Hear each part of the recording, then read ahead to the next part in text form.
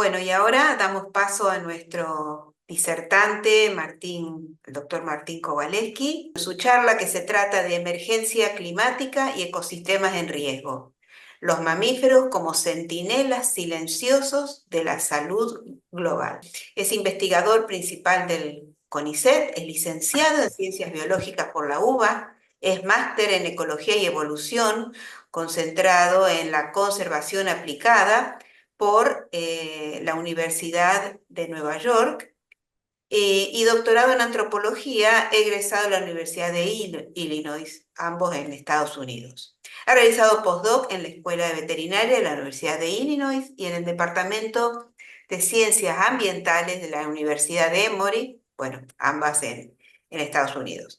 Desde su graduación ejerció la mayor parte de su actividad en Argentina, en Estados Unidos y Paraguay, como primatólogo interesado en la evolución del comportamiento y la dinámica de enfermedades de fauna silvestre y su transmisión con animales domésticos. Ha dirigido múltiples proyectos de investigación y de educación para la conservación. Ha formado 8 estudiantes doctorados, 5 en curso y 5 en curso, y estudiantes de diferentes niveles, tanto nacionales como internacionales. Ha brindado conferencias, coordinado y facilitado cursos y talleres sobre estrategias de conservación de la biodiversidad en diversos países, como Uruguay, Paraguay, Chile, Brasil, Estados Unidos, Ecuador, México y también fuera de nuestro continente, como en Malasia, entre otros países. Recibió diversos premios, siendo los más recientes el Premio a la Conservación del Patrimonio, Premio Félix de Azara, en el 2024, el Premio Charles Southwick Award de la International Primatological Society, por el compromiso en la educación por la conservación, y también ha obtenido becas del programa Fulbright. Recientemente fue distinguido como vicepresidente de la Primate Specialist Group de la Unión Internacional para la Conservación de la Naturaleza para el Cono Sur y como ejecutivo del Plan Nacional de Conservación de Primates. Bueno, para cerrar esta presentación, posee 6 libros editados y más de 150 publicaciones. Sus estudios y actividades profesionales lo han constituido referente en ecología del comportamiento, en primatología y en dinámicas de enfermedades en áreas de interfase, trabajando con especies de mamíferos centinelas. Actualmente es director de la Estación Biológica Corrientes, sede del Centro de Ecología Aplicada al Litoral, conocido como CECUAL, dependiente del CONICET y UNE, en Corrientes, Argentina. Un gusto tenerte, Martina, entonces, y también escuchar tu exposición. Bueno, muchas gracias por la invitación para esta charla, ¿eh? Así que bueno, vamos a alargar la charla. Bueno, gracias a todos los que están por ahí escuchando, que no los veo. Gracias por estar ahí, a los que escuchen después también.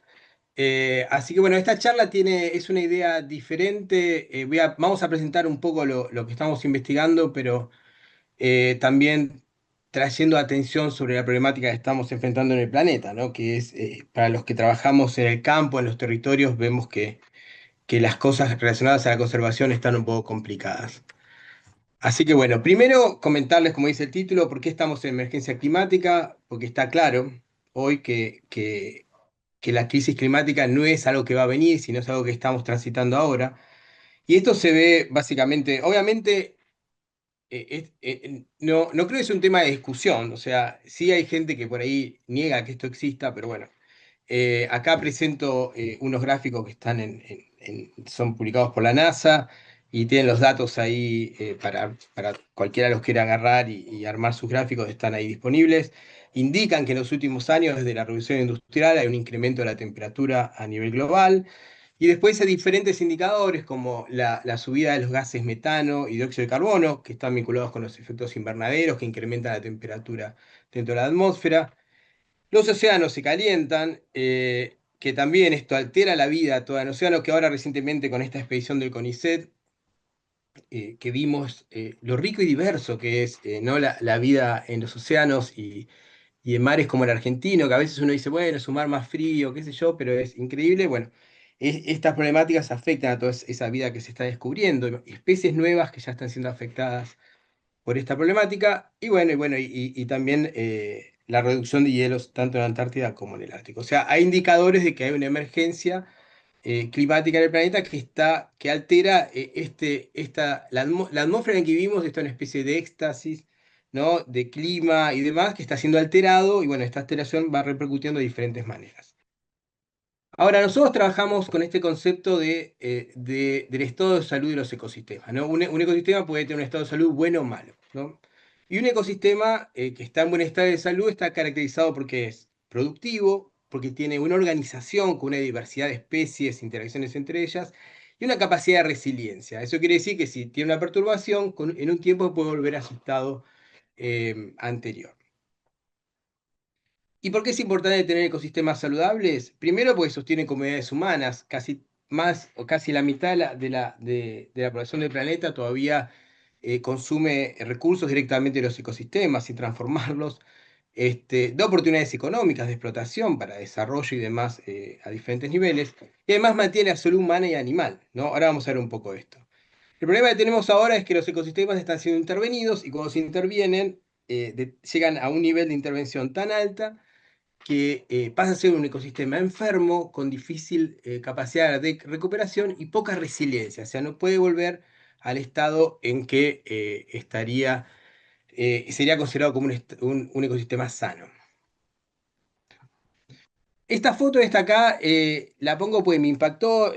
Nosotros trabajamos en Paraguay en una reserva llamada Paracayú. Es una reserva de 60.000 hectáreas de una selva parecida a la selva paranaense. Y esta foto que les muestro era una zona de transición, ¿no? Una zona donde la selva se empezaba a degradar, pero bueno, no estaba completamente degradada y los animales iban y venían. En 3 meses, entre un viaje y otro al campo, encontramos esto, ¿no? Todo había sido degradado para cultivo de soja en este caso con los animales yendo y viniendo todavía en esta situación, ¿no? Entonces, estas imágenes, cuando uno recorre y estudia y trabaja en estas zonas, son realmente impactantes, conmovedoras o desoladoras también a veces, ¿no?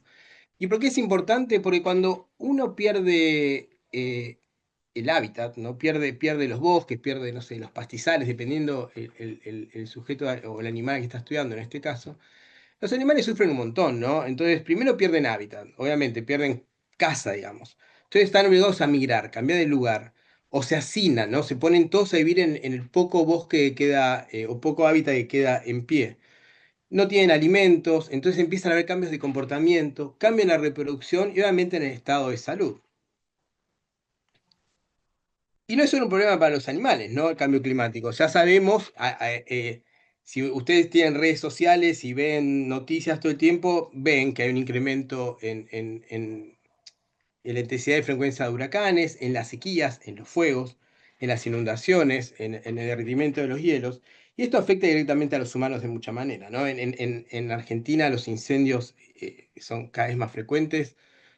Nosotros que, como dijo Laura, trabajamos acá en la estación Biológica de Corrientes, que queda acá a 20 kilómetros al sur. Nosotros teníamos un problema recurrente cada 10, 12 años de inundaciones, y ahora tenemos un problema de fuego, ¿no? Ahora cada 3, 4 años tenemos incendios que jamás se habían ocurrido en la historia de este lugar. Em, Así que nosotros estamos metidos en esa problemática también. Los osos polares no viven acá en Argentina, viven en el Ártico, pero son como un emblema, uno de los animales emblema de esta emergencia climática, ¿no? Están asociados a la vida en hielo, con ambientes muy fríos, y están perdiendo el hábitat rápidamente, ¿no? Entonces, ustedes cuando trabajan en estos temas van a ver algunos animales como este, que es el más impactante, la pérdida que está sufriendo a alta velocidad, por lo imponente que es el animal, ¿no? Y que se esté desapareciendo por eso pero bueno, hay muchos más animales que se están desapareciendo.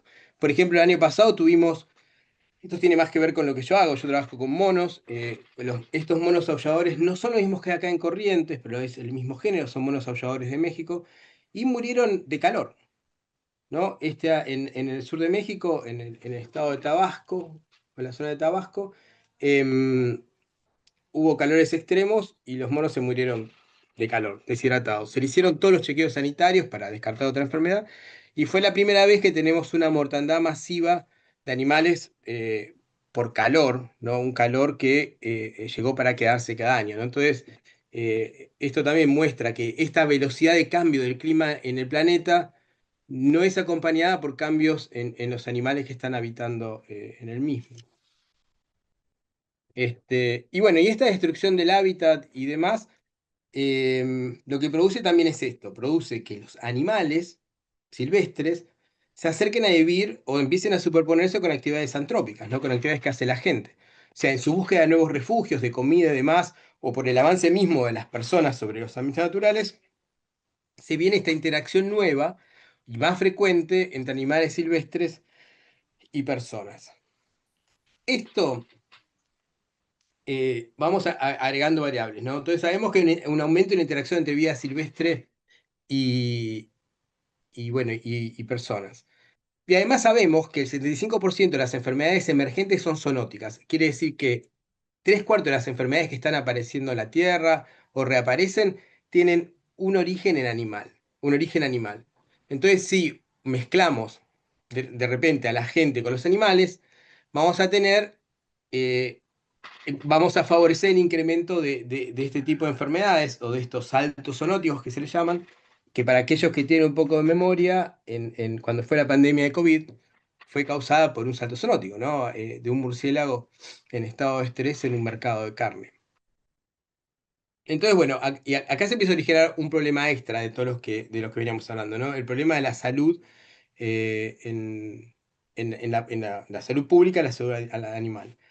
Y esto lleva a esta nueva forma, como ya lo mencioné en la charla anterior, de pensar la salud, como no solo la salud humana como independiente, sino una interacción permanente.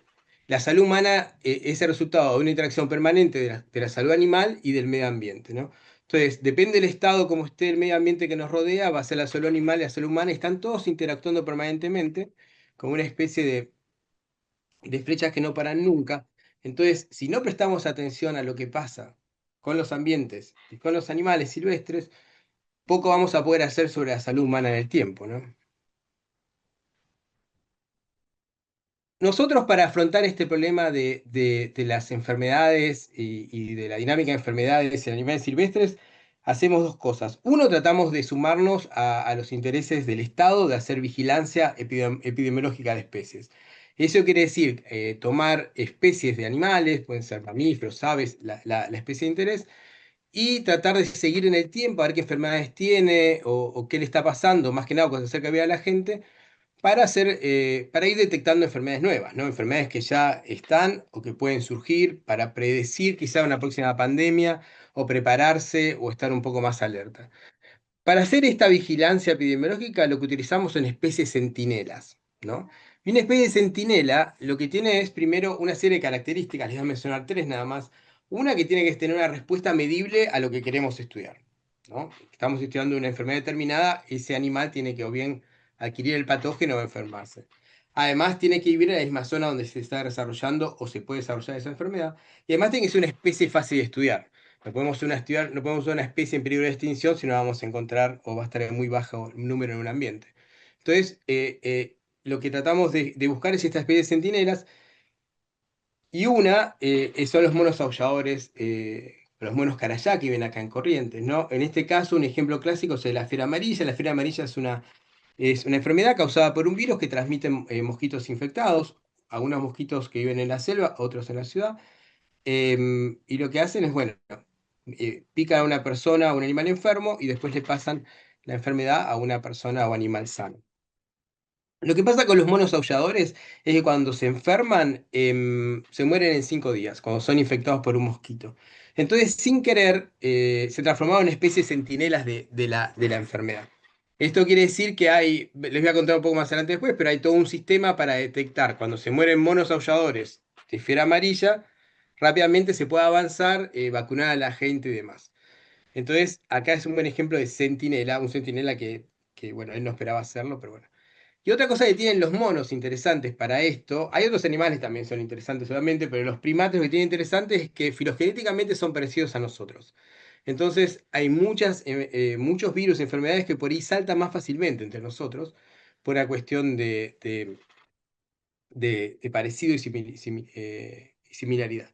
Entonces, bueno, estos son algunos ejemplos de enfermedades clásicas donde participan los primates, el ébola en África, enfermedades en Asia, o sea, en varias partes los primates forman parte del ciclo en forma accidental o no, ¿no? Y entonces muchas veces, bueno, nos avisan de enfermedades o transmiten la enfermedad además, pero bueno, ese es un problema que se va estudiando en cada lugar. Pero la frecuencia en que van apareciendo estas cosas es cada vez más alta y hay que prestar más atención, ¿no? Por eso es importante siempre tener un ojo sobre la fauna silvestre.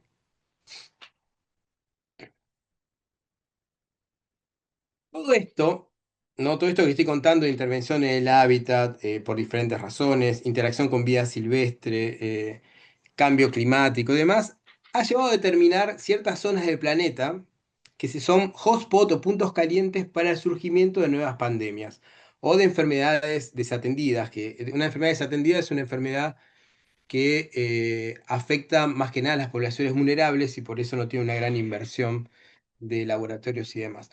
Pero bueno, entonces nosotros, lamentablemente, vivimos en esta zona, uno de los puntos calientes de surgimiento de próximas, con alta probabilidad de surgimiento de próximas pandemias, que es bueno, Corrientes, Chaco, Formosa, Misiones, el este de Paraguay, sudeste de Brasil. Entonces, si bien es un problema para nosotros y los animales, es un buen lugar para realizar este tipo de investigaciones, ¿no? Justamente. Entonces, específicamente nosotros trabajamos, entre otros animales, con monos carayá, ¿no? Me imagino que muchos de los que viven acá, hay gente que por ahí no vive en otros lugares, pero la gente que vive en Corrientes los ve frecuentemente, son monos arborícolas, el macho es negro, la hembra como más dorada, y son animales que usamos como centinela porque cumplen las condiciones, muchas condiciones de vivir, pueden vivir cerca de la gente, pueden sobrevivir en ambientes moderadamente alterados, y entonces es un buen animal centinela para explorar qué pasa con algunas enfermedades.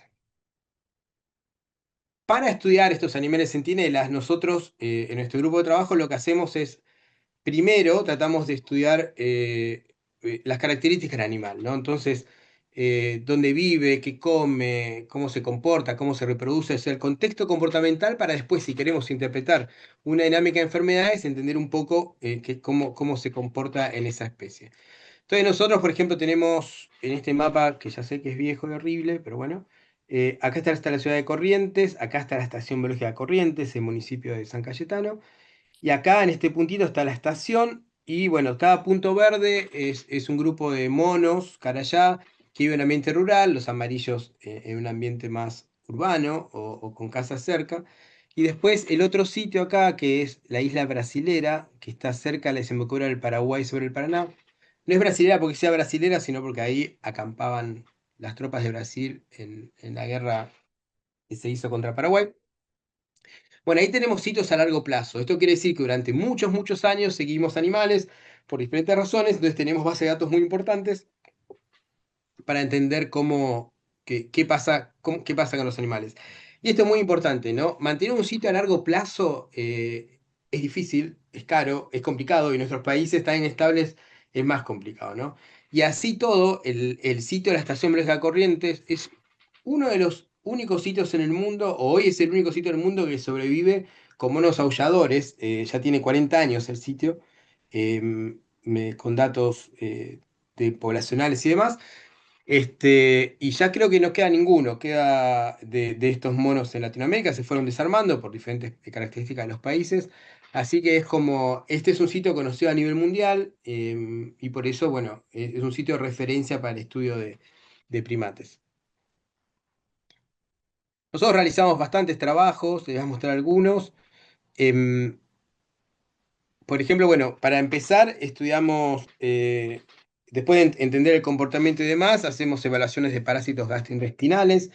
Generalmente tratamos de dividir los ambientes en ambientes remotos, rurales y donde vive gente para tener cierta comparación y vamos viendo, estos se estudian a partir de materia fecal, se van haciendo perfiles parasitológicos de los animales en diferentes lugares.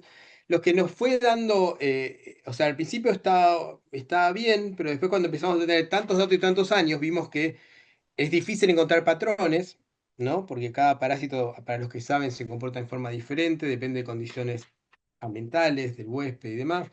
Entonces, muchas variables, pero bueno, es un desafío, ¿no? Esto de seguir estudiando y trabajando y tratar de encontrar patrones, que es nuestro trabajo, en ese tipo de cosas. Pero ahora los quiero llevar por ver qué tienen estos monos, ¿no? Entonces, imagínense, estos carayá que viven acá en Corrientes tienen todos estos parásitos, más o menos, tienen muchos de estos parásitos. Después, por ejemplo, agarramos uno de los parásitos, como es la Yardia. Voy a mencionar solo la Yardia ahora, porque la yardiasis, que es una enfermedad que caracteriza por diarrea, es una de las enfermedades que causa la mayor cantidad de muerte en el planeta, todavía. Entonces es un parásito interesante para estudiar todavía. Y lo que vimos que, por ejemplo, que se ven estos gráficos, que en ambientes remotos, rurales y urbanos, los monos infectados, que son los rosas, tienen prevalencias súper altas, súper altas. Entonces, obviamente, cuando encontramos eso, interesante, porque dijimos, bueno, tienen Giardia, interesante las prevalencias tan altas, porque no tienen ningún tipo de síntoma. Entonces, era un sistema interesante para estudiar e investigar.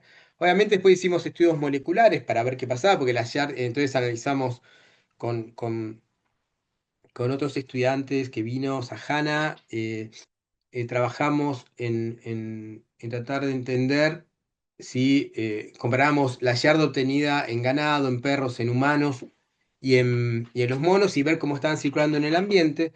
Y si vimos que a nivel molecular se compartían, ¿no? Compartían humanos con perros, humanos con vacas, perdón, monos con humanos, monos con vacas, y así. Entonces se armaban estos ciclos complejos de compartir los parásitos. Pero después nos preguntábamos qué pasa con los monos que parecerían que estos parásitos son comensales, o sea, no lo están afectando, porque los monos estaban infectados y no tenían diarrea, no tenían nada. Entonces empezamos a estudiar, además de todo lo que venimos estudiando, los sistemas de microbiota intestinal, para ver si había una interacción entre el microbioma, el sistema inmune y las infecciones de Giardia. Y vimos que sí, que había lo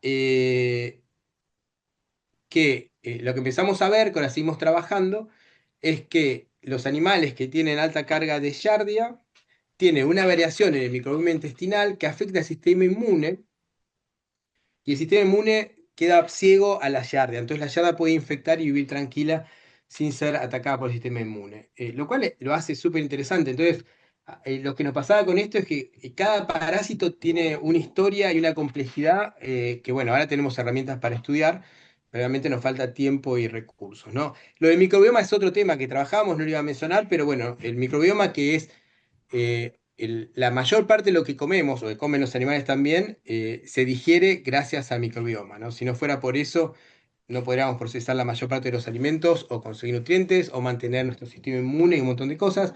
Y lo que vamos viendo es cómo la deforestación, por ejemplo, altera la estructura del microbioma, ¿no? Y entonces vos podés tener animales que están comiendo lo mismo de siempre, pero como el microbioma es menos diverso, es menos eficiente para obtener la misma cantidad de recursos y eso empieza a afectar un montón de cosas, ¿no? Que aparentemente uno no lo veía antes. Bueno, volviendo a los parásitos, cuando estudiamos los mismos animales, que le encontramos todos estos parásitos gastrointestinales, altos niveles de Giardia, también encontramos Trypanosoma cruzi y otros tripanosomas. Y después dijimos, vamos a buscar leishmania, y encontramos todas las leishmanias también que había por la zona. Eh, Y después hicimos virus y encontramos que también habían sido, estos años habían tenido, habían sido en algún momento infectados por estos virus. Y lo más curioso de esto es que estos animales no tienen ninguna sintomatología, no tienen ninguna, nada, no se ve nada. Uno dice, no, no te puedes dar cuenta que no tienen lesiones, no tienen diarrea, no tienen nada en particular. No sabemos si hay si disminuye el fitness en el tiempo, por ahí sí, pero bueno. Entonces, esto nos hace un buen animal más allá de que tampoco sabemos qué puede pasar con todos estos patógenos dentro del animal, buen animal para ver qué pasa en los ecosistemas, ¿no? Porque quiere decir que están circulando todas estas cosas por los ambientes, y más cuando viven cerca de los humanos. Con respecto a la fiebre amarilla, lo que hicimos en el 2019 y 21, cuando se produjeron epizootias en el borde con Argentina en Brasil, epizootias cuando se encuentra un animal muerto positivo a fiebre amarilla. Lo que se activa son alarmas en la frontera para que la enfermedad no entre. Pues si la enfermedad entra en Argentina, no sería un problema, el problema es que llegue a una ciudad y se urbanice, ¿no?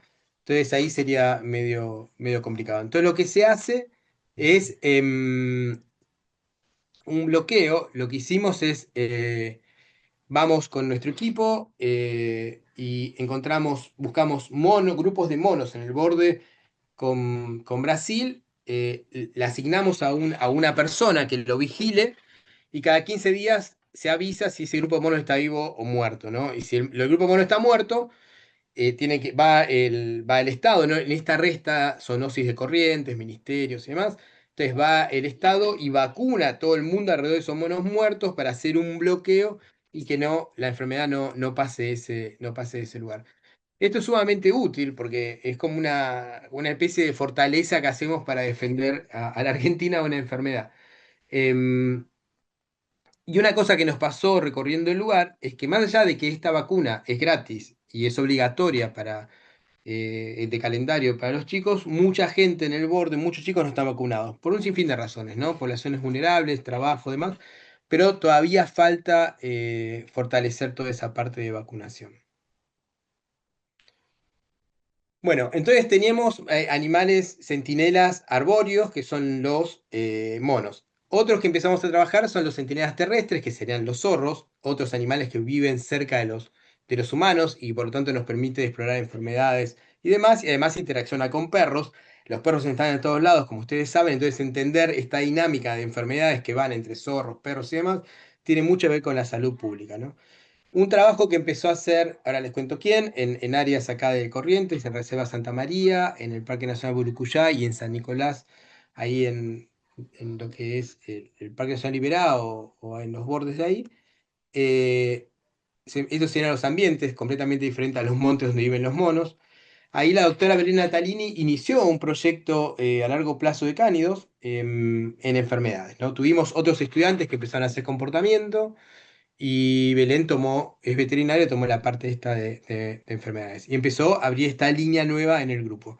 Entonces trabajó bastante ahí en estas zonas, con colecta de muestras, con entrevistas a gente y demás. Entonces acá les muestro algunas fotos del trabajo, ¿no? Se trabaja con cámaras trampa también, ¿no? Algo que no hacemos tanto con los monos. No, y esto es interesante porque lo que ha encontrado Belén en su momento es perros adentro de los parques nacionales o zorros saliendo a las casas. Entonces, tienen que imaginarse que si un zorro entra y un zorro sale, un perro entra y caminan por arriba de la caca uno del otro, o se huelen o lo que fuera, se pasan enfermedades. Y esas enfermedades pueden ir desde un poblado hasta el corazón de un parque nacional y contagiar una especie como por ejemplo la guaraguazú, que está en periodo de extinción, o una enfermedad que no conocemos que está en el parque, puede salir y contagiar a un perro y llevarla a una casa. Entonces, es muy importante entender y comprender esta dinámica si queremos prestar atención a la salud pública en estos ambientes de interfase, que son ambientes donde se superponen las actividades humanas con las actividades, con la vida silvestre, ¿no? Bueno, después Belén siguió, esto es para mostrar líneas de trabajo, trabajando con garrapatas y demás, y enfermedades asociadas a las garrapatas, también en una estancia que hizo en Estados Unidos. No voy a contar nada de estos resultados, así leen los papers después. Entonces, ¿qué pasa con los cánidos hasta ahora? Hay parásitos que no habían sido registrados para corrientes, se descubrieron por primera vez. Los zorros y los perros comparten el 50% de los géneros. Ahora están terminando los trabajos moleculares para ver si son exactamente las mismas especies que infectan a los dos. Estas zonas de interfase de borde, donde se superponen las actividades humanos y vida silvestre, hay una mayor diversidad de parásitos, o sea, están expuestos a mayor diversidad.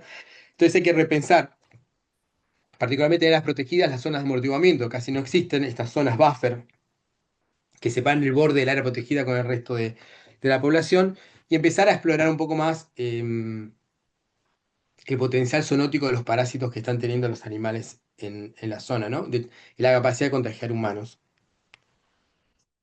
También se hacen necropsias, tenemos dos veterinarios en el grupo, Belén Natalín y Lucila Citón, son las encargadas de hacer necropsias de cualquier animal que nos llega. También nos permite estudiar otros tipos de parásitos, enfermedades y causas de muerte diferentes. Más que nada, nos llegan muchos animales atropellados.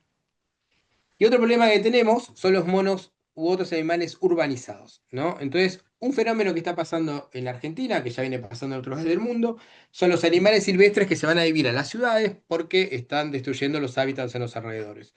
acá nos pasa, tenemos los monos carayá, que ya saben, también algunos los han visto en la ciudad, si no, tienen que ir por la zona. Hay varios barrios con monos presentes en los alrededores. Entonces acá nosotros venimos trabajando hace tiempo, construyendo una base de datos acerca del estado de salud de los animales, estudios fisiológicos, y también tratamos de trabajar en la percepción social eh, que tienen de la gente ahora con una estudiante, Lucila Citón, que está haciendo más un trabajo más de tesis doctoral con el asunto, pero también hacemos intervención comunitaria y venimos tratando de trabajar nuestro foco siempre es trabajar con colegios secundarios y con clubes de ciencia. Entonces nosotros venimos trabajando hace tiempo con el Club de Ciencia Arquímedes del Pío 11. Acá ven algunas fotos construyendo un puente, la coordinadora Mariana Palazzo, y bueno, los chicos del club y los chicos de la estación, ahora les voy a contar quiénes son. Y tratamos de hacer esto explosivo. Lamentablemente, en estos últimos tiempos, los clubes de ciencia fueron desfinanciados y casi no quedan. Entonces, estamos viendo ahora cómo cambiar la estrategia para alcanzar, volver a trabajar con estudiantes de otra manera y hacerlo más. Tenemos unas ideas, pero ya las van a ver venir dentro de poco. El problema, este video es atrás de la Facultad Veterinaria, una cuadra, hay un grupo de monos que iba ahí, que ahora creo que van a ser dos dentro de poco. El problema es qué hacemos con estos animales, ¿no? Entonces, una de las cosas que tratamos de trabajar es que en vez de que se vea como un conflicto en la ciudad, sino que se vea como una oportunidad de coexistencia. O sea, el problema es que no tenemos dónde poner los animales, eh, porque si vos me decís, me molestan estos monos porque aullan, porque no sé, me hacen caca en el auto, lo que fuera, te los pueden ir a sacar, pero no hay dónde ponerlos, no hay dónde ponerlos, ¿no? Entonces, generalmente uno cuando mueve animales de un lugar a otro se hace una traslocación para reintroducción, o sea, donde no había un animal se coloca, o un refuerzo poblacional. Donde falta animales se agregan, ¿no? Pero si ya hay animales, y animales en peligro de extinción, como son los monos carayá o todos los monos de Argentina, el mover monos de un lugar a otro pone en peligro a los animales que están todavía vivos. Y es algo que no se recomienda en ningún lado. O sea, no se recomienda liberar animales. Liberar animales no se debe hacer, ¿no? No se debe hacer. Em, Más que nada porque, y más cuando vos movés animales de una ciudad, los pones en cuarentena, le haces un screening sanitario de las enfermedades que conocemos, no encontrás nada, después lo liberás en un monte nativo donde generalmente hay otros animales, otros monos, y no sabés el costo de perder una población de monos, porque te olvidaste de un parásito o uno que no buscaste, es altísimo hoy que la especie está en extinción. Y obviamente puedes afectar a otros animales, ¿no? Y además tienen que imaginarse la incomodidad de que ustedes vivan en un departamento, en una casa, sea una familia de 4 o 5 personas, y yo venga y les ponga una familia de 5 personas en la misma casa. Y diga, toma, viven todos juntos. Bueno, nosotros tenemos proyectos en toda la región, más o menos, entonces trabajamos en la zona de Corrientes con monos, zorros y lobitos de río, ahora les voy a contar, y es donde tenemos la mayor cantidad de temas hoy. En Chaco trabajamos con zorros y monos, y en Formosa también, zorros y monos. Y en Misiones colaboramos con nuestros grupos, donde estamos trabajando con la introducción del mono aullador rojo, que es como el mono carayá, pero más rojizo, marrón, que el problema que tiene es que está extinto, quedan 30 animales, entonces estamos trabajando ahora en la recuperación de la especie para el país, pero bueno, otro tema. Entonces, bueno, estos son nuestro grupo actual, ¿no? Por este grupo pasó mucha gente, imagínense, 40 años, este es el grupo actual. Tenemos a la doctora Verena Talini, que creó este programa de estudio y conservación de cánidos, PECAN, entonces ya está a cargo de toda esa línea ahora. Después tenemos a Rodrigo, que trabaja en Formosa, en Arbovirus, en zorros y monos, en zonas urbanas y perurbanas. Tenemos a Lucila Citón, que trabaja también en arbovirosis en las ciudades de Resistencia y Corrientes, en animales más urbanizados. Jimena Ilia ya se doctoró, está haciendo una beca postdoctoral y trabaja en resistencia antimicrobiana, ¿no? Es un tema también que es nuevo y es importante, que es primero entender qué bacterias tienen los animales y si esas bacterias son resistentes ya a antibióticos o otras cosas del medio que las hacen como esta nueva tendencia, está pasando, no es algo nuevo, bueno, es nuevo porque está pasando en todo el planeta que por el mal uso de medicamentos o el exceso de uso de antibióticos y demás en animales o personas, las bacterias se están haciendo resistentes y ahí no tenemos otra forma de resolver el problema de control de algunas infecciones si nos pasa esto. Después, Débora Giles, ella trabaja en comportamiento de carayá con hembras y está tratando de ver cómo afecta la deforestación a estructuras sociales de los monos, entonces trabaja con redes sociales y genética molecular. Y Florencia Quijano, ella trabaja también en comportamiento y más la parte fisiológica, entonces lo que está viendo es cómo afectan los cambios de ambiente a patrones de estrés y hormonas en los animales, para entender después, imagínense que esto todo interactúa después con las enfermedades, con el microbioma y demás, ¿no? Vamos agregando todas las variables posibles a la complejidad para entender lo que está pasando. Y bueno, y ahora ella también está trabajando en el efecto de los agrotóxicos, agroquímicos en los animales. Por último, tenemos a Francisco Sánchez Javier, que es nuestro técnico de campo, que trabaja en todos los proyectos. Este, y bueno, y además él trabaja conmigo también en la parte de microbioma, colecta muestras de orina para otros estudios que venimos haciendo en el tiempo. Entonces tenemos los primates humanos como centinelas de salud de los ecosistemas, de la parte de los árboles. Tenemos los cánidos silvestres como centinelas de salud de los ecosistemas como animales terrestres. Y tenemos el lobito de río, que es como sería nuestro mamífero acuático, centinela. Tenemos solo un estudio que tiene que ver con presencia y distribución, y ahora estamos buscando estudiantes que se animen o sea, estudiantes pueden ir en cualquier sistema, pueden trabajar en cánidos, pueden trabajar en monos, pero lobito de río es como que está abierto para el que lo agarra, se lo queda, ¿no? Hay mucho para hacer, mucho para trabajar y mucho para estudiar. Después siempre nosotros trabajamos, tratamos de cada vez que generamos un proyecto, que el proyecto no sea independiente de un programa de educación y ciencia comunitaria. Entonces, cada vez que iniciamos un proyecto, tratamos de instalarlo en la sociedad, en la comunidad, que sepan qué estamos haciendo, juntarnos, ver si ellos quieren que la gente de la comunidad necesita que hagamos otra cosa, quiere que vayamos para otro lado y demás. Por ejemplo, la parte que hacen Belén con los cánidos y los perros, hace vacunaciones, trabaja con las comunidades, nos acercamos de diferentes maneras para solucionar o trabajar juntos, ¿no? Construir ciencia juntos e intercambiar conocimientos, ¿no? Acá ven también que también vamos instalando puentes en los pueblos para pasafauna, generalmente los instalamos con las escuelas y los colegios. Y bueno, tratamos de fortalecer mucho las comunidades, hicimos también cursos de formación de guías, para que puedan tener salidas laborales vinculadas a la conservación y demás. También creemos que para cuidar estas zonas prístinas que nos quedan o seguir conservando lo que está en pie, necesitamos activar y hacer trabajos, o sea, salir del científico común y corriente y poner la voz donde no está para saber lo que queda. Entonces acá estamos organizando el segundo Festival del Mono Carayá, para que busquen ahí en las redes sociales. El 13 de septiembre se viene un festival increíble también. Acá estamos con Mariana Palazzo trabajando en una escuela también, en algunos talleres. Y bueno, diversas actividades que hacemos acá y allá. Este, Básicamente, esto lo creo yo y creo que todo el grupo lo cree también, donde trabajo, que no vamos a conseguir una justicia ambiental ni una protección real de los recursos si no pensamos en la justicia social. Nosotros trabajamos mucho en territorio, en terreno, y vemos, y las complejidades de los países y demás. No podemos discutir conservación si no discutimos eh, un acceso más justo a diferentes cosas de toda la sociedad.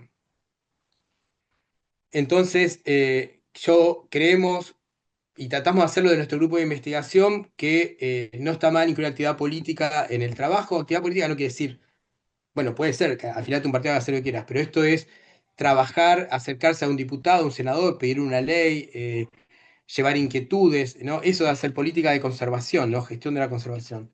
Unirse, protestar, ¿no? Esto de científicos de desobediencia civil, si hay que pedir una ley, no te la quieren dar, organizarte y pedir. Así hicimos la ley que transformar el Carayá en monumento natural. No fue fácil en un momento y hubo que salir a los medios, hacer, no sé, demostraciones y demás. Entonces la situación del planeta es crítica, la situación de los animales es crítica, ya vieron como la emergencia climática es real, los animales se están llenando de parásitos y enfermedades que tenemos que vigilar y entender para también cuidar la salud pública. Entonces tenemos que empezar a actuar y tomar, empezar a hacer otra cosa, ¿no? Entonces empezar a ver qué podemos hacer a nivel local para cambiar la situación, para transformar la realidad, para tener un cambio global después. ¿Qué puedo hacer yo? Siempre dicen, yo no puedo hacer nada. Se puede hacer muchas cosas. Podés vos pensar en cómo consumís, reducir tu huella de carbono, algo muy individual. Pero después tenés que apoyar organizaciones de conservación o meterte en una o armar una, ver qué consumís, qué comprás y multiplicar el mensaje, ¿no? Obviamente entendemos que hay una gran parte de la población nacional, local y mundial que está en un estado de vulnerabilidad que no le puede ir a decir, fíjate la huella de carbono, esto, lo otro. Pero hay una gran parte de la sociedad que sí puede hacer, empezar a generar un cambio y trabajar para que no pasen estas cosas, ¿no? Entonces, a ese grupo tenemos que dirigirnos, tenemos que transformar y transformar a nosotros mismos. Entonces, los mamíferos están dando una señal de alarma. Tenemos que escuchar a estos animales centinelas, a estos que podemos ver, a estos que estamos viendo qué le está pasando, ya que el silencio de estos animales será la señal de que hemos fallado, ¿no? Y no solo a ellos, sino a nosotros mismos. Yo creo que cuando uno em, entiende, ¿no? Empieza a trabajar con animales en territorio, hace conservación, te das cuenta que llegó un momento que ya está, dice, bueno, ¿qué voy a seguir estudiando si se está extinguiendo todo, ¿no? Entonces, aquí hay una señal de alarma que tenemos, los que estamos en estos temas, tenemos que pensar en qué hacer para conservar, qué investigar para que el planeta dure un poco más y demás, ¿no? Y meter mucha energía en eso, porque si no, es como esto, imagínense los ecosistemas como agua que se te va entre las manos, se va. No quiero dejar antes de terminar de mencionar el problema que tenemos en CONICET este año. Si ven esta charla dentro de 10 años, ojalá estemos mejor, pero si la ven hoy, sepan que estamos trabajando a contramarcha, no tenemos, todos los subsidios han sido suspendidos. En mi grupo muchos estudiantes se están yendo a trabajar a otros países y demás por las condiciones actuales de desfinanciamiento que tiene el CONICET y obviamente muchas universidades públicas. Igualmente, por suerte, nos soportan y nos aguantan y nos financian mucha gente en todo el mundo, a los cuales estamos muy agradecidos para seguir trabajando. Así que bueno, muchas gracias. Muchas gracias a vos, Martín. Realmente excelente la charla por todo lo que atraviesa. Primero mostrar el trabajo que hacen, cómo se abordan estos sistemas grandes, ¿no? Cómo se aborda el estudio, porque pasamos de los estudios celulares que nos mostraba María Victoria a, bueno, a estudiar ecosistemas y cómo se las arreglan de alguna forma para poder sacar tan importantes conclusiones. Y además, estos resultados que no quedan en un paper, sino que son una señal de alerta para un cambio de conducta, que como bien decís, si bien es importante lo individual, el cambio para que realmente tenga efecto tiene que ser masivo, ¿no? Y meterse en la conciencia de los ciudadanos y de los políticos que son los que tienen que tomar las decisiones. Bueno, por supuesto que hay agradecimientos a esta charla y tenemos dos preguntas que hace la misma persona. Te la transmito aunque quiero saber la respuesta, que si bien se denota tu experticia en monos, si en algún momento has abordado estudios en murciélagos. No, No, no, no, no, está eso, bien. la No, verdad bueno. que dejamos, no, era muy complicado los murciélagos. Es todo este mundo, aves, también las aves como centinelas se están usando bastante, de Ujú, enfermedades, murciélagos y micromamíferos también, pero el abordaje es más complejo y obviamente si alguien quiere venir y trabajar, lo trabajamos, pero ujú. necesitamos como manos y recursos humanos también. Ajá.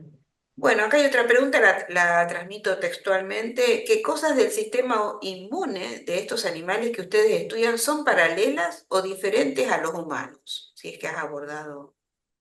No, la verdad que en detalle no te puedo dar, ¿no? Pero bueno, el sistema inmune a nivel filogenético es bastante similar y como todo el resto del sistema, em, lo que imagino es que hay enfermedades a las que los animales no estuvieron nunca expuestos, que son humanas, que no tienen esa memoria, pero otras que sí, ¿no? Más que nada.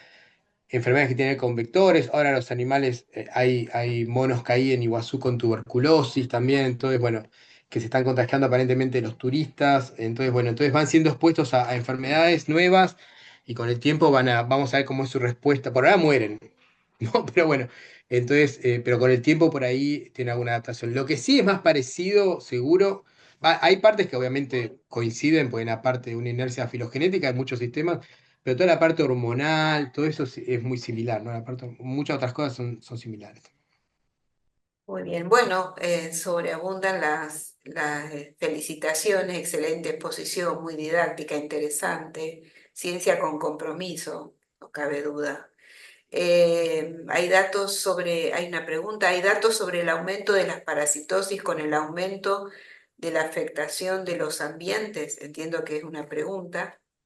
Si Sí, hay datos sobre el aumento de parasitosis con el aumento de la afectación de los ambientes. sí, ahí la pregunta tiene que ver con si la fragmentación afecta la diversidad de parásitos, y esto es, en general, sí, ¿no? Porque cuando un animal se expone a más fragmentación, no sé, cruza por el piso y hay perros y otras cosas, entonces empieza a incorporar parásitos que no eran comunes de ellos, sino que eran comunes a otros animales. Pero lo que se ve también, esto depende mucho del parásito, ponerle en Escherichia coli, en chimpancés, que tomaban agua contaminada, bueno, de un río, lo que se vio que de repente la exposición a turismo y ambientes más contaminados hizo que solo un parásito fuera el único, y que esté lleno de Mm. Escherichia coli y que lo hiciera bolsa, y que Escherichia coli desplazara a todos los demás, a otras bacterias. Entonces a veces también depende, la parte de parasitosis lo que hemos descubierto es que es súper complejo. Entonces, uno esperaría siempre que haya más diversidad en ambientes fragmentados, que creo que es la primera respuesta, pero después un desequilibrio puede llevar a que un parásito gane, viste, desplace a otros parásitos dentro Ujú. del sistema y sea un desequilibrio también. Pero bueno, hay que estudiar cada caso. Por eso está Eh, bueno estos estudios a largo plazo, ¿no? Ver qué pasa en el tiempo y no una foto, porque una foto es una foto y entendimos que no, que estos son procesos muy diferentes. bueno, es una pregunta personal, ¿no? Que tiene que ver con un conflicto interno donde, bueno, hace poco me tocó vivirlo porque fui de paseo a un lugar cerca del límite entre Paraguay y Brasil. Y es esta cuestión, porque obviamente también me considero amante de la naturaleza y protección de los animales, y uno quisiera que todas las especies tengan su hábitat como corresponde, pero también hay una fuerza que es el alimento, ¿no? Que hay que producirlo. Eh, entonces, si ustedes entienden que se podría lograr algún tipo de equilibrio manteniendo o si las reservas que se tienen deberían ser más grandes, ¿qué equilibrio se logra entre eso, no? Porque hasta ahora creo que lo agroveterinario debe sostener Claro. el hambre, la alimentación humana y bueno, de los mismos animales también Yo creo que se que crían, pero bueno, me tocó verlo, ¿no? En unas regiones donde si uno va a pasear, pero el paseo en realidad son áreas muy chiquitas que han reforestado con flora nativa y bueno, uno puede disfrutar de unos peces espectaculares, ríos, pero en realidad ese espacio que parece silvestre es muy chico. Si uno mira Google Earth, son todos campos sembrados. No sé si me explico. No, Eh, sí, yo creo que el problema, hay un problema principal y que ya se ha demostrado que tenemos que ya acá, esto es la voz de los investigadores contra los lobbies, que es complicada. El agronegocio no sirve, ¿no? ujú, Primero, fíjate, Argentina es un gran ejemplo de agronegocio con agrotóxicos y demás, que destruye los ambientes, destruye todo, no deja recursos, no da empleo, no da comida, no da nada. Entonces, evidentemente es un sistema que enriquece a poca gente y ujú, destruye a mucha más, ¿no? Entonces vos ahora te vas a bañar a la playa de la Satí, que es una playa acá ujú. en la ciudad de Corrientes, a sacar una muestra de agua, está llena de glifosato. Entonces, pero es lo mismo, la gente más vulnerable se baña al río, se llena de glifosato, y la gente que tiene plata tiene su pileta con cloro en su casa. Entonces, la distribución es desigual. Lo que me parece que hay que revisar y rever es sistemas de agroecología, empezar a fomentar, pero pasa que tiene que ser, vos lo dijiste antes con otra cosa, tiene que ser una decisión estatal. No puede ser cuatro personas que compran un terreno en Ujú. Rachuelo y hacen un sistema agroecológico, no. Tiene que haber una decisión estatal de dejar de favorecer a los lobbies de agronegocios, pero bueno, el costo político que va a pagar ese gobierno, o el costo político que pagamos la gente que hace conservación, o sea, también las forestales de pinos en Corrientes. No estamos en contra, yo no estoy en contra de que Corrientes desarrolle pinos y haga una gran, lo que quiera con este tipo de cosas, pero tiene que tener cuidado, no puede ser un monocultivo, no puede destruir los pastizales, no puede tener en cuenta que hay lagunas con animales al lado. Tiene que haber una alternancia entre pinar y bosque nativo, un porcentaje, y bueno, quizás no ganarás el 100, ganarás el 80%, que es un buen negocio, y el 20% conservas bosques nativos. Entonces lo que hay Claro. que hacer es pensar desarrollos sustentables, ¿no? De Mm, sustentables. ¿Y qué es desarrollo sustentable? Es una forma de utilizar los recursos de tal manera que la generación que nos sigue tenga recursos también. Que mi hijo y mi nieto pueda haber un árbol, pueda haber un claro. etapa en un pastizal y demás, y no, porque es así. Y es complicado. Por eso, uno de las, no profesiones, pero de las vocaciones más peligrosas hoy es ser ambientalista, o que lo anda en Malasia, Madagascar, en Colombia, o sea, vos decís algo y claro, porque te enfrentás a lobbies Claro, súper poderosos, súper poderosos. es así. Entonces, y ese es el rol, me parece, que tenemos con responsabilidad que tener los científicos, porque si somos científicos, que trabajamos en esto, hacemos ciencia, hacemos nuestros papers, todo eso para nuestra comunidad, porque es eso, los publicamos, no sé, en inglés, los leemos, vamos a congresos, qué sé yo. Pero después somos los únicos que podemos, entendemos lo que pasa, y si nadie lo dice, tenemos que salir a decirlo a nosotros. Cueste lo que cueste, que salir y decirlo, porque es lo que te decía, la velocidad de destrucción que tiene el planeta no nos va a alcanzar a resolverlo yo, o sea, yo con los chicos vamos y damos talleres, hacemos cosas y demás, pero yo ahora hace 2 semanas estuve también por trabajo en Madagascar. Madagascar es una isla gigante, queda 10% de bosque en pie. La pobreza es masiva. Entonces, esa es para mí fue una imagen totalmente distópica. Más allá, yo creía que estábamos mal en Latinoamérica, pero vi eso y dijo, no, podemos estar mucho peor, entonces en un momento te pone triste, pero en un momento lo ves y decís, bueno, tenemos tiempo de hacer algo acá también para no ir en esa Claro. dirección. Pero bueno, hay que salir de la comunidad de los laboratorios, de la comunidad de los institutos y activar, poner la cara y enfrentarse al que esté y es además, me parece, ser activista científico o ambiental es un acto muy solidario porque no lo haces por vos hoy, sino lo haces por las generaciones que no vas a conocer. Exactamente. Y también quedó demostrado con tus estudios que aunque te interese poco la naturaleza, que en general no sea, pero aunque te interese poco, tus estudios demuestran que a la larga el hombre se termina perjudicando. O sea, no es solo una cuestión de defender las especies, sino que también el hombre la termina ligando si uno no preserva, digo por las enfermedades que termina sufriendo, y las complejidades, bueno, que terminan generando esos ecosistemas. Hay una Bueno, pregunta. Sí. el concepto de una Ujú, salud que todos ujú. dicen y hablan es eso, Claro, ¿no? es eso. Hay que salir porque a veces los conceptos y los marcos teóricos se transforman en modas, y Ujú. no es una moda, es una realidad que hay que salir y si entender lo que Claro, es pasa hay que una hacer algo realidad, más. porque a todos nos afecta. Claro, que sea desde el lado egoísta, porque no todos defienden el animal, ven al hombre como el ser supremo que puede, que si lo quiere hacer está bien porque es el ser humano. No lo veo así, por supuesto, todos tenemos derecho a vivir en este planeta, más los indefensos que no tienen cómo defenderse justamente, pero aunque sea desde el lado egoísta, entender de que si alteras esos sistemas a la larga te va a terminar rebotando, y como vos decís, y también a tu descendencia. Acá hay una pregunta, dice Martín, ¿los países vecinos tienen mejores desarrollos que nosotros en este aspecto de cuidado del medio ambiente? ¿Se nota esa diferencia en el hábitat? Eh, no, yo creo que no, que casi todos los países con diferentes variantes están pasando por procesos de agronegocio, megaminería y destrucción del hábitat. Viste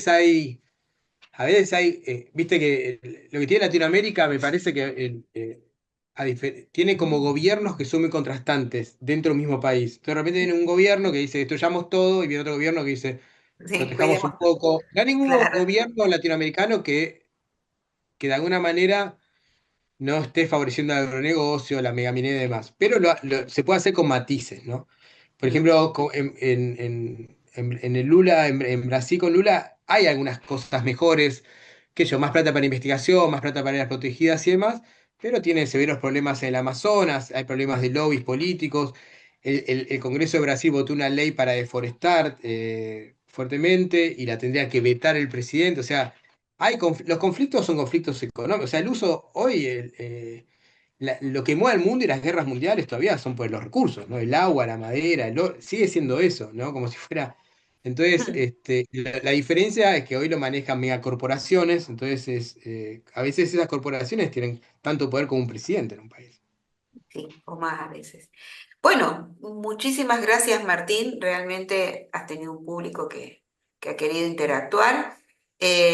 Gracias por esto, por abrirnos los ojos, por mantenernos latente esta cuestión, ¿no? No porque lo neguemos, no existe, ¿no? Y si lo Mm. negamos, doblemente peor, porque como existe y las evidencias científicas así lo muestran, va a ser más difícil abordar soluciones, ¿no? Cuanto más tarde tengamos. Así que bueno, creo que Sí, de esto se trata la eso, ciencia, de advertir. Ujú.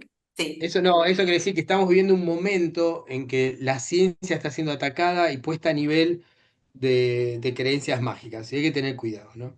En esa ah, discusión. O sea, me parece que no podemos perder el tiempo a discutir que la Tierra es plana o no es plana, ah, que el cambio climático existe o no existe. O sea, te llevan por ahí para dejar de prestar atención a lo que es importante. De la ciencia ya habló, y obviamente la ciencia es perfectible, se rechazan ujú, hipótesis, pero, viste, las pruebas abundan. Yo no tengo que ahora escribir un paper para decir, va a haber otro incendio en 5 años acá donde yo trabajo.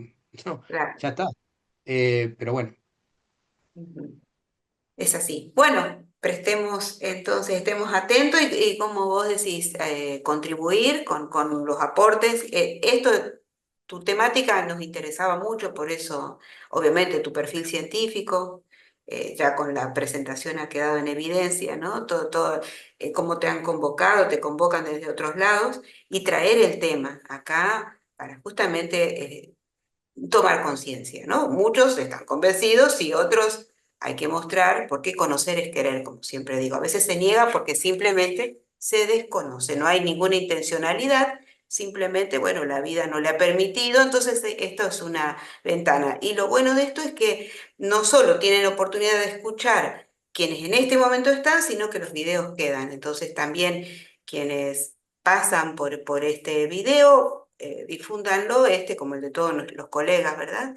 Porque todos dejan una huella, un estímulo, también vocaciones, ¿verdad? Gente que se entusiasma por este tipo de investigaciones, también eso busca este simposio. Así que bueno, muchísimas gracias, Martín, una vez más.